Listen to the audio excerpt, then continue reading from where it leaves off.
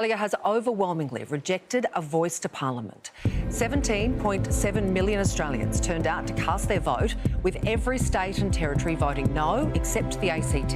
Votes are still being tallied, but as we go to air, 39.4% of Australians have voted yes, while 60.6% were for the no vote.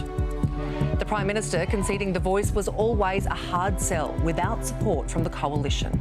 But the truth is that no referendum has succeeded without bipartisan support, but we were not successful, and we respect that outcome. And to all Aboriginal and Torres Strait Islander people, I want to say this. I know the last few months have been tough, but be proud of who you are. For the opposition, the result? Vindication. Australians were not on board. The proposal and the process should have been designed to unite Australians, not to divide us. And the push from activists to suggest that we are a racist country when we are absolutely not a racist country. For now, many from the Yes camp say they'll process the result with a week-long period of mourning before once again setting out improving the lives of our First Nations people.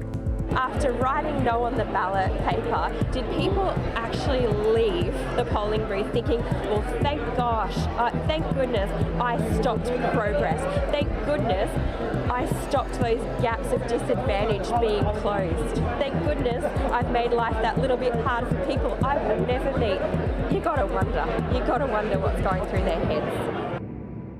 I know the polling said that the no vote would get up, but I was genuinely hopeful. And I could not believe how quickly it was decided that, no, that's it, we voted no. And I really am hopeful that the majority of people voted no because of this specific thing. They weren't comfortable with this specific version of the voice being enshrined in the Constitution, and not because they don't want to improve the lives of Indigenous Australians, because the worst thing about saying no, it felt like I don't want Indigenous Australians to get the message that we don't care, because so many of us do, and we want to do something. And I'm really just hopeful that if this is not the solution, that we then find something else.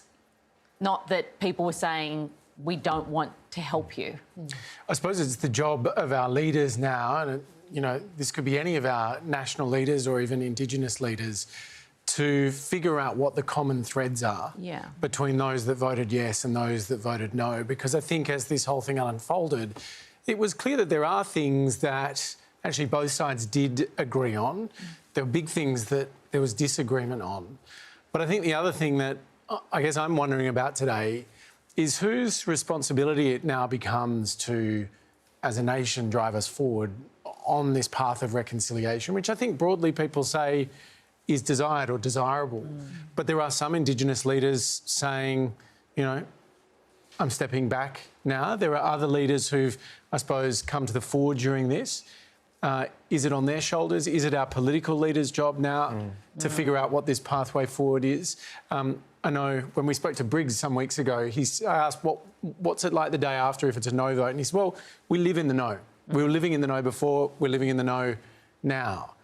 But I do wonder who it is that will emerge and carry this on their shoulders, or whether actually it's all of us. But I suppose that's the bit that I'm wondering about today. Yeah. When we spoke to Catherine a little earlier in the show, I was struck by how she was focusing on the few positives she could take away from the experience, even though it was very, very difficult.